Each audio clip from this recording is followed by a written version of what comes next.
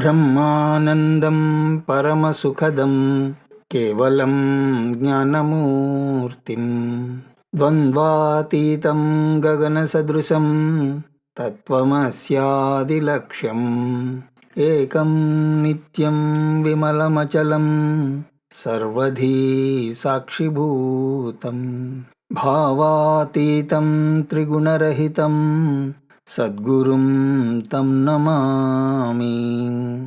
ఓం నమః ప్రణవార్థాయ శుద్ధజ్ఞానైకమూర్తయే నిర్మలాయ ప్రశాంతాయ దక్షిణామూర్తయే నమః. శృతిస్మృతిపురాణానాం ఆలయం కరుణాలయం నమామి భగవత్పాదం శంకరం లోకశంకరం. సదాశివసమారంభాం శంకరాచార్యమధ్యమాం అస్మదాచార్యపర్యంతాం వందే గురుపరంపరాం. హరి ఓం. స్మరవారం వారం కార్యక్రమాన్ని వీక్షిస్తున్న ప్రేక్షకులందరికీ స్వాగతం. గడిచిన తరగతుల్లో ఈశ్వరుడి గురించి తెలుసుకుంటూ ఈ జీవుడు తను నిస్సహాయుడు కాబట్టి ఏ విధంగా అయితే చిన్న పిల్లవాడు తల్లి ఒడిలో చాలా ప్రశాంతంగా హాయిగా ఉంటాడో ఆ ప్రశాంతత కోసం ఈ జీవుడు ఆ ఈశ్వరుడి ఒడిలో పడుకోవాలి అని చూస్తూ ఉంటాడు. ఈ జీవుడిలోని పిల్లవాడు కూడా ఆ విధంగానే పడుకోవాలని చూస్తాడు. మొదట్లో ఆ ఈశ్వరుడు ఎక్కడో స్వర్గంలో ఉంటాడు, నన్ను పట్టించుకుంటూ ఉంటాడు అని అనుకున్న ప్రారంభ దశలో ఋషులు దీన్ని ఒప్పుకుంటారు. కానీ జ్ఞానం పెరుగుతున్న కొద్దీ దాన్ని చిన్నపిల్లవాడి చేష్టే అని అంటారు. ఎందుకంటే వీడు కూడా అక్కడెక్కడో ఉంటే మన జనాభా అందరూ కూడా ఆయన పిల్లలే, మనుషులే కాదు పశుపక్షాదులు కూడా ఆయన పిల్లలే కాబట్టి మరి ఆయన ఎక్కడో ఉంటే ఇంతమందిని ఎలా పట్టించుకుంటాడు? అలా పట్టించుకోవాలి అంటే ఆయన ఎక్కడో ఉంటే సరిపోదు, అంతటా ఉండాలి. అంతటా ఉండాలి అన్నప్పుడు ఆయనే నిమిత్త కారణము ఉపాదాన కారణం అయి కూడా ఉండాలి. అప్పుడే అంతటా ఉండగలడు. అప్పుడు ఆయన కంటే వేరుగా ఏదీ లేదు. అలాగా మీరుగా నేనుగా రాయిగా రప్పగా ఉంటాడు కాబట్టి ఆయన నన్ను పట్టించుకోగలడు. అంతేగాని అక్కడ ఏదో వైకుంఠంలో ఉంటే ఏదో గజేంద్రుడిలాగా ప్రార్థిస్తే అల వైకుంఠపురంబులో నగరిలో నా మూల సౌదంబుదాపల అంటూ ఆయన అక్కడి నుంచి బయలుదేరి రావాలి అంటే ఈ ట్రాఫిక్లో పడి ఆయన రావాల్సిన పని లేదు. అయితే ఇక్కడ దాకా మనం చూసింది ఆ భగవంతుడు, అతడు ఆమె అన్నది ఎందుకంటారు అంటే అతనితో సంబంధం పెట్టుకోవడం కోసం. అయితే మళ్ళీ ఇప్పుడు ఆ చర్చలోకి వద్దాం. ఇలా ఎదిగిన తర్వాత ఆయన ఎక్కడో ఉండడు, అంతటా ఉన్నది ఆయనే. ఆయనే రక్షించేవాడు, ఆయనే భక్షించేవాడు కూడా. ఆయనే నాకు ఈ విధంగా కనిపిస్తున్నాడు అని ఎదుగుతూ ఉంటాడు. అయితే ఈ జగత్తు ఎలా సృష్టించబడింది అంటే ఈశ్వరుడి యొక్క జ్ఞానమే ఆ విధంగా మనకు కనిపిస్తోంది. ఎలాగైతే మీ యొక్క జ్ఞానం మీకు స్వప్నంలో దర్శనమిచ్చినట్టుగా ఆ విధంగానే ఈశ్వరుడి యొక్క జ్ఞానం లేదా బ్రహ్మజ్ఞానం ఏ విధంగానైనా చెప్పచ్చు, ఆయన జ్ఞానం జగత్తుగా తెలియబడుతోంది. అలా జగత్తు అన్నప్పుడు అన్నీ అందులోకి వచ్చేస్తాయి. నేను, నా మనస్సు, నా బుద్ధి అన్నీ కూడా అందులోకి వచ్చేస్తాయి కదా. ఈశ్వరుడి యొక్క జ్ఞానమే ఈ జగత్తు అన్నప్పుడు నేను కూడా ఈ జగత్తులో భాగమే, నేను కూడా ఈశ్వరుడి యొక్క జ్ఞానాన్నే. కాబట్టి ఇక కంప్లైంట్స్ ఎందుకుంటాయి? నా మనసు నా మాట వింటం లేదు అంటే అది కూడా ఆయందే. అంతా ఆయందే అయినప్పుడు ఇక కంప్లైంట్లు ఏముంటాయి చెప్పండి? అందుకోసం నిజమైన భక్తుడి దగ్గర కంప్లైంట్స్ ఉండవు. కష్టం వచ్చినా నష్టం వచ్చినా సరే నిజమైన భక్తుల దగ్గర, జ్ఞాని దగ్గర కంప్లైంట్ అన్నది ఉండదు. ఏది వచ్చినా సరే ఈశ్వరేచ్ఛ అని అంటాడు. ఈ జగత్ అంతా కూడా ఒక ధర్మంతో నడుస్తోంది. ఆ ధర్మంలో అటు ఇటు అయితే కష్ట నష్టాలు వస్తూ ఉంటాయి. అలా అనుకున్నప్పుడు అదే నిజమైనటువంటి శరణాగతి. అంతేగాని నిన్ను నమ్ముకున్నాను, నువ్వు నాకేం చేస్తున్నావు, అంతా పక్కింటి వాడికే చేస్తున్నావు అన్నవాడు శరణాగతుడు కాడు. నన్ను అసలు నువ్వు పట్టించుకోవట్లేదు అంటే పిచ్చివాడ, నిన్ను పట్టించుకోవడానికి ఆయన ఏమైనా ప్రత్యేకంగా ఉన్నాడా? ధర్మరూపంలో ఉన్నది ఆయనే. నువ్వు ఆ ధర్మనీయతి ఏదైతే ఉన్నదో దానికి విరుద్ధంగా వెళుతున్నావు, అందువల్ల కష్టపడుతున్నావు. భూమికి గురుత్వాకర్షణ శక్తి ఉంది కదండి. కాబట్టి ఏదైనా సరే పైనుంచి కిందకే పడుతుంది. ఇది తెలిసి కూడా, తెలిసినా తెలియకపోయినా సరే నేను భగవంతుణ్ణి నమ్ముతాను అన్ని మేడ మించి కిందకి దూకే ప్రయత్నం చేస్తే కింద పడి కాలు విరగడమో ప్రాణం పోవడమో ఖాయం. దానికి నేను ఈశ్వరుణ్ణి నమ్మాను, ఆయన నాకేమీ చేయడం లేదు అంటే ఎలాగా? ధర్మ రూపంలో ఉన్నది కూడా ఆయనే. ఆ ధర్మ నియతికి విరుద్ధంగా వెళితే మనకి కష్టాలు తప్పవు. కాబట్టి జీవుడిగా నువ్వు జగత్తులో ఒక పద్ధతిని అనుసరించి నడుచుకోవాలి. కాకపోతే ఈ రోజుల్లో ఆధ్యాత్మికవేత్తలు ఆధ్యాత్మికత అంటూ చేస్తున్న పని ఏమిటి అంటే, నువ్వు జీవుడిగా వ్యవహరిస్తూ భగవంతుడిగా మాట్లాడతారు. నీకు ఆ ఈశ్వరుడు అంటే ఏమిటో తెలియదు, తెలియకుండానే ఆ ఈశ్వరుడు ఏం చేస్తున్నాడు అని అంటావు. కాబట్టి అంతా ఈశ్వరుడే, ధర్మరూపంలో ఉన్నది కూడా ఆయనే. కాబట్టి మనం ధర్మం ప్రకారం, ధర్మం అన్నా కూడా ఆయనే. ఆ విధంగానే రుద్రంలో కూడా చెప్పడం జరిగింది, మార్గము ఆయనే, లక్ష్యము ఆయనే. ఆ విధంగా చెప్పడం జరిగింది. కాబట్టి ఇదంతా కూడా ఈశ్వరుడి యొక్క ప్రణాళికలో భాగము అని తెలిసిన తర్వాత నువ్వు ఇక సేఫ్. ఇది కళ అని తెలిసిపోయేసరికి ఎంత రిలీఫ్గా ఉంటుందండి. ఏదో భయంకరమైన కలగంటున్నారు, లేదా అప్పుడే కొనుక్కుని వచ్చినటువంటి నగ, చాలా ఖరీదైనటువంటి నగ ఇంటికి తీసుకొచ్చి డబ్బా తెరిస్తే ఆ డబ్బాలో లేదు. అప్పుడు ఎంత బాధపడతారు?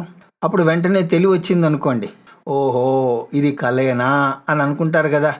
అప్పుడు ఎంత హాయిగా ఉంటుంది. ఒకవేళ ఇంకా నమ్మబుద్ధి కాకపోతే ఒకసారి వెళ్ళి బీరువా తెరిచి ఆ నగ ఉన్నాదో లేదో చూస్తారు. చూసి అమ్మయ్యా ఇది కలేనా, ఎంత భయపడిపోయాను అని అనుకుంటారు. అవునా కదా? అలా కలని తెలిసిన తర్వాత మీ భయం పోయింది. అలా భయం పోవడానికి ఎంత సమయం పడుతుంది? తెలివి వస్తూనే ఆ భయం పోతుంది. అప్పుడు ఏమనిపిస్తుంది? ఓహో ఆ కలలో ఈ నగ ఎక్కడ పోయి ఉంటుంది, అది కూడా తెలుసుకుని ఉంటే బాగుండు కదా అని అనిపిస్తుంది.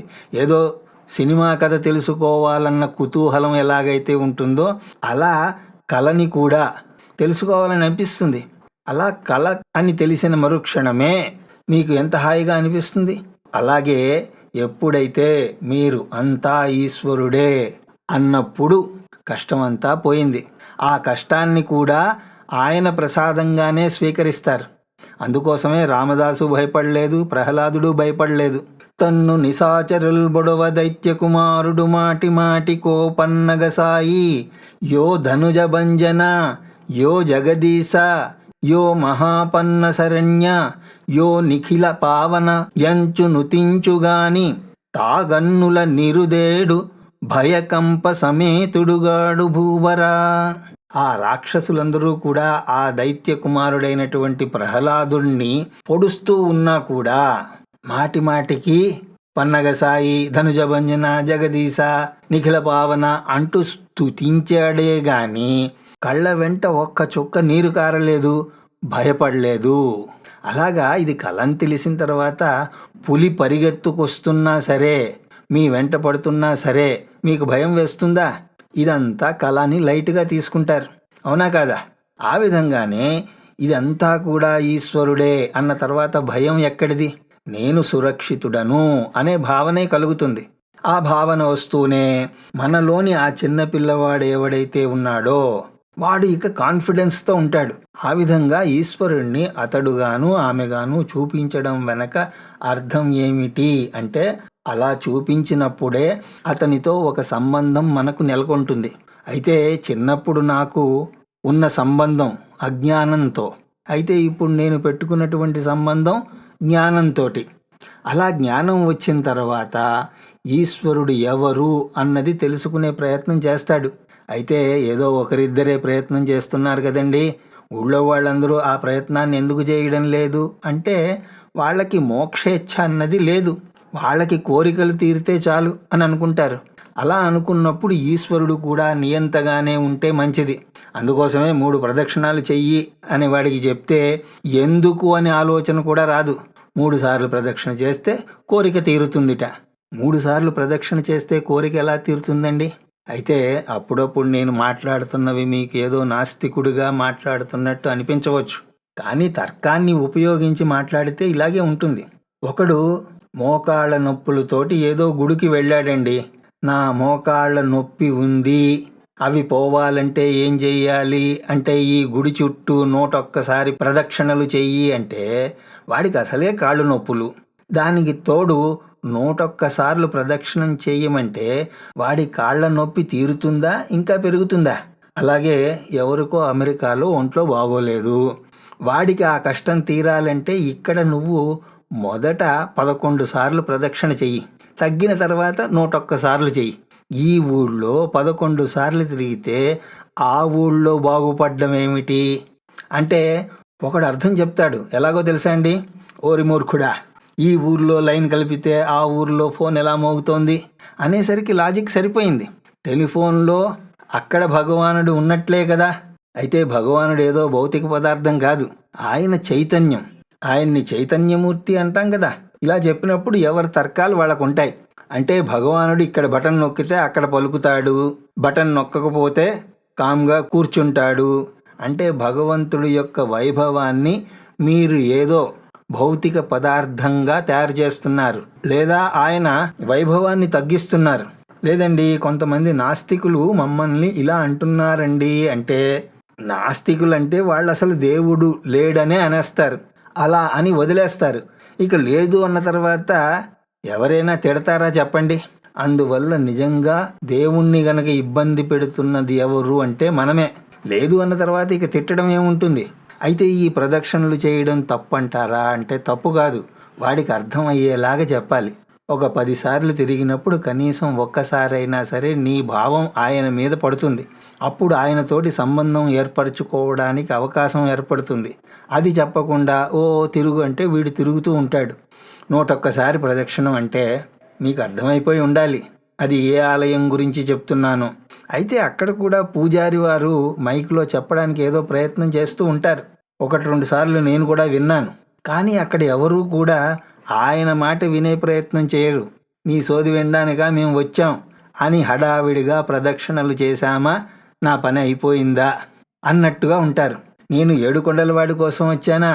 నేను మా అమ్మాయి పెళ్ళి కోసం వచ్చాను, అది అయిందా లేదా? అక్కడికి ఆయన ఏదో ఏడుకొండల మ్యారేజ్ బ్యూరో అని పెట్టుకున్నట్టు. ఇంకొకడు వస్తాడు, నేనేదో కేసులో ఇరుక్కున్నాను కాబట్టి వెంకటేశ్వర కన్సల్టెన్సీ, నాకు రోగం వచ్చింది కాబట్టి వెంకటేశ్వర డయాగ్నోస్టిక్ కమ్ హాస్పిటల్. కానీ వెంకటేశ్వరుడి గురించి ఎవరు వస్తున్నారు? వెంకటేశ్వర అన్న తర్వాత ఆ పక్కన ఇంకేమీ లేదనుకోండి, కేవలం వెంకటేశ్వరుడి గురించి ఎవ్వడు రాడు.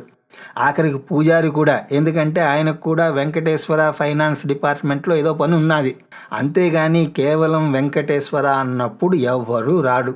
ఎందుకంటే మన లక్ష్యం సరిగా లేదు. అందుకోసమే నేను మీకు చాలాసార్లు చెప్తూ ఉంటాను, మీ యొక్క అండర్స్టాండింగ్ మీద మీ అప్రోచ్ అన్నది ఆధారపడి ఉంటుంది. మీ అండర్స్టాండింగ్ ఎలా ఉంది? దేవుడు కోరికలు తీర్చేవాడు అన్నప్పుడు మీ అప్రోచ్ మాత్రం వేరుగా ఎలా ఉంటుంది? అయితే ఏదో జగత్ నియంత జగత్కర్త అని మీరేదో పదాలు వాడినా సరే ఏదో మస్కా కొట్టడానికి తప్ప అవి దేనికి పనికిరావు. అలాంటి వాడిని మరి ఎవ్వరూ ఎందుకంటలేదు అంటే, తాగుబోతు వచ్చి మాట్లాడుతుంటే ఏమైనా పట్టించుకుంటారా? ఆ మత్తులో ఏదో మాట్లాడుతున్నాడులే అని అనుకుంటారు. అలాగే మీకు స్వస్వరూప అజ్ఞానం ఉంది కాబట్టి ఏదో మాట్లాడుతుంటాడు అని అనుకుని వదిలేస్తారు. మరి నేనెందుకు అలా చేస్తున్నాను అంటే, ఈశ్వరుడి పట్ల మీ అవగాహన ఈ విధంగా ఉంది కాబట్టి.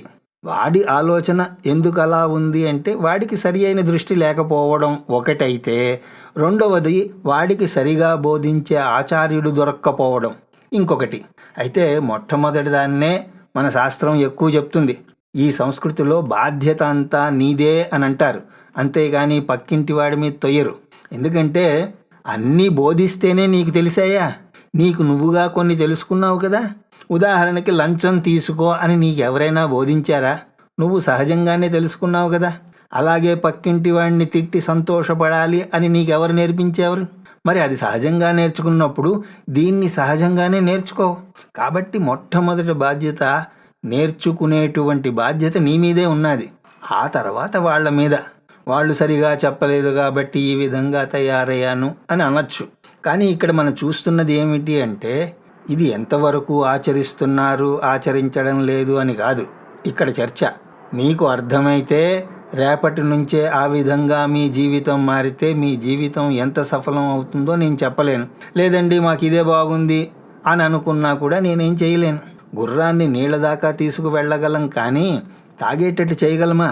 కాబట్టి ఇక్కడ నేను ఈశ్వరుడే నిమిత్త కారణము, ఉపాదాన కారణము అయినా సరే అతడు ఆమె అని అనుకున్నా ఆయనే నిమిత్త కారణము, ఆయనే ఉపాదాన కారణము అని చూసినప్పుడు ఆయన ఎక్కడుంటాడు? కుండలో మట్టి ఎక్కడున్నది?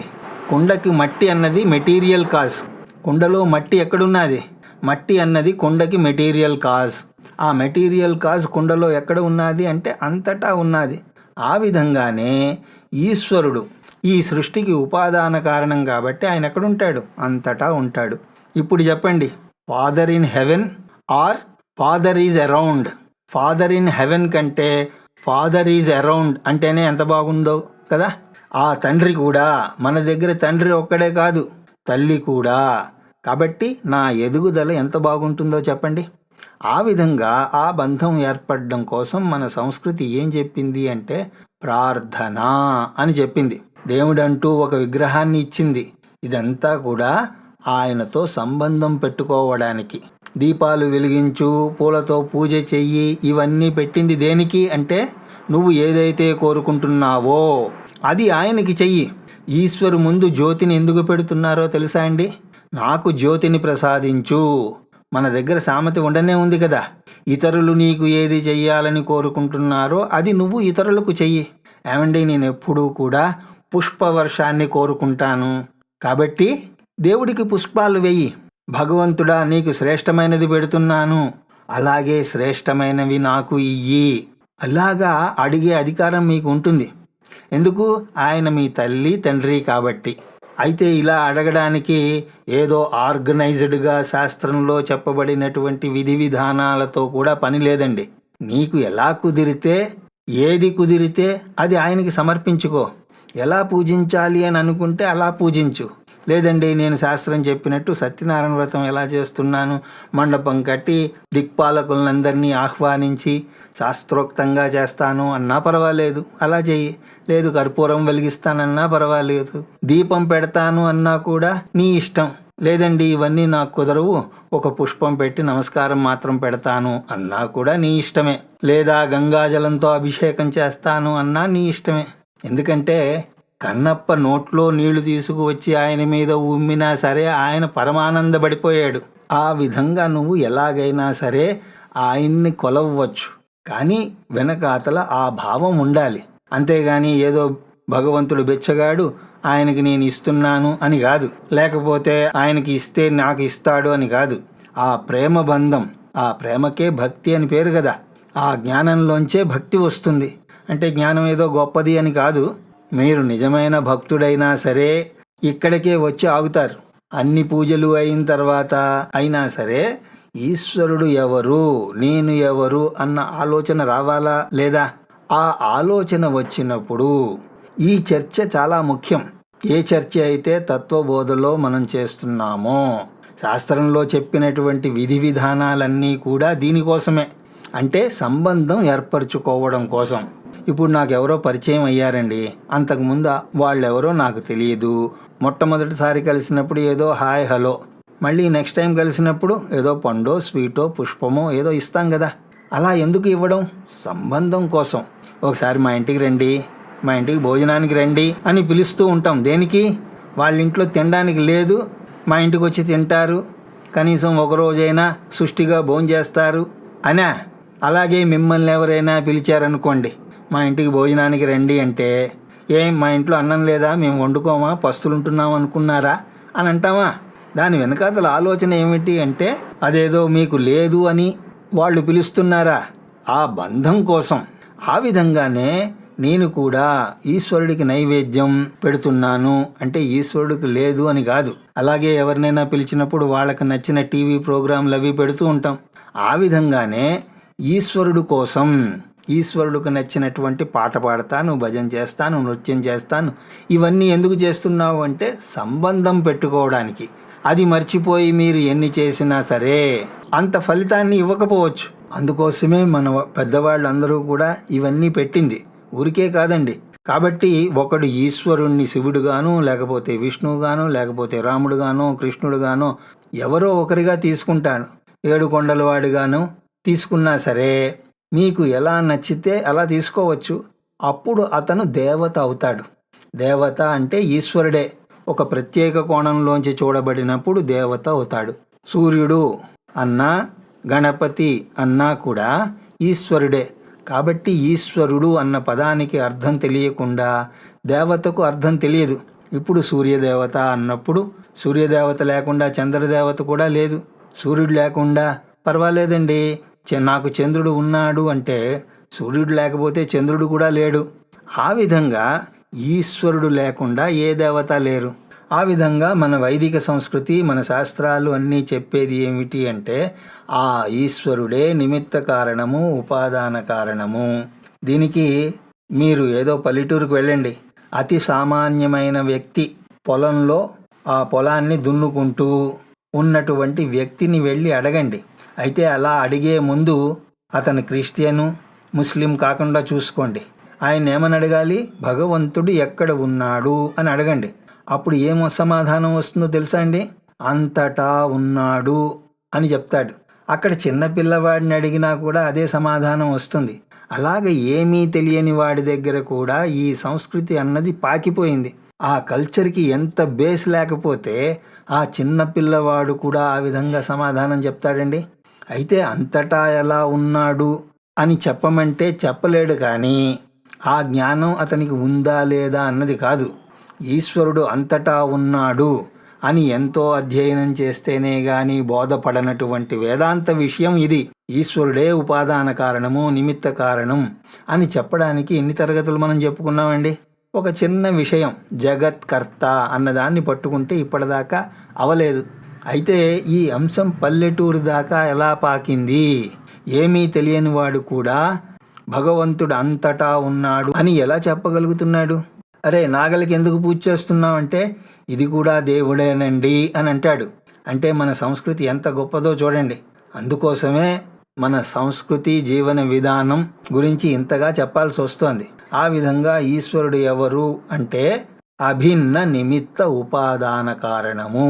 అది ఈశ్వరుడు యొక్క నిర్వచనం. అభిన్నం అంటే వేరు కాదు. సాధారణంగా ఏ వస్తువులు మీరు చూసినా కూడా దానికి ఉపాదాన కారణము, నిమిత్త కారణం వేరుగా ఉంటాయి.